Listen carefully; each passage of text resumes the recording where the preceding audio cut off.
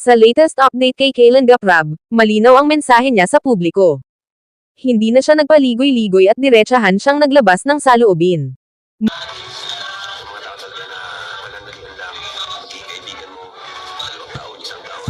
Yun, people come and go, hanggang. Pero sabi nga ng iba, ibaling kundi yung kaibigan, basta lahat ay totoo. Laman ang bawat salita at ramdam ang bigat ng kanyang pinagdadaanan. Pero bago yan, kung gusto mo ng ganitong mga content ay huwag mo kalimutan mag-like, share at subscribe para updated ka sa susunod pa nating video. Ayon kay Kailan Gaprab, hindi na niya gusto ngayon ang maraming kaibigan kung ang kapalit naman ay mga plastic na samahan. Ibig sabihin, mas pinipili na niya ang kaunti pero totoo kaysa marami pero peke.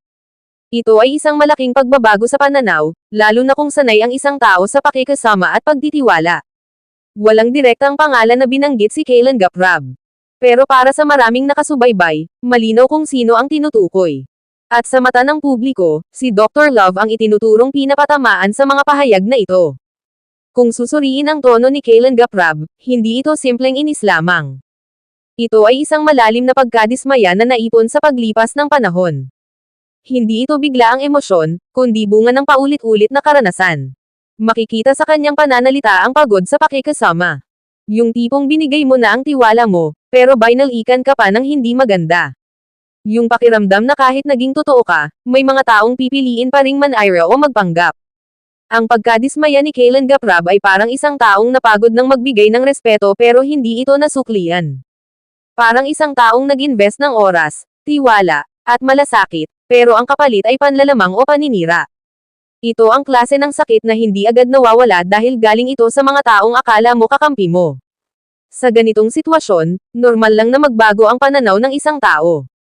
Normal na piliin na lang ang katahimikan kaysa sa gulo. At normal din na putulin ang koneksyon sa mga taong hindi na nagbibigay ng positibong epekto sa buhay.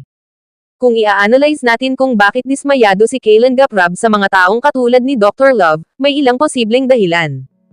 Una, ang isyu ng tiwala. Kapag nasira ang tiwala, mahirap na itong buuin muli. At kung paulit-ulit itong nangyayari, nawawala na ang gana mong makipag-ugnayan. Pangalawa, ang pagiging plastic. Ito yung harap-harapan kayong maayos, pero sa likod ay iba ang sinasabi. Ito ang isa sa pinaka nakakapagod na ugali dahil hindi mo alam kung saan ka lulugar. Pangatlo, ang pakikasama na nauuwi sa abuso. Minsan, dahil mabait ka at marunong kang makisama, may mga taong umaabuso dito. Iniisip nila na okay lang kahit anong gawin nila dahil hindi ka papalag. At pang-apat, ang expectation versus reality. Kapag inaasahan mong totoo ang isang tao pero kabaligtaran ang pinakita niya, doon pumapasok ang matinding pagkadismaya. Mas masakit ito kumpara sa simpleng hindi pagkakaintindihan. Sa kaso ni Kailan Gaprab, malinaw na may pinanggalingan ang kanyang mga salita. Hindi ito gawa-gawa lang o para lang sa drama.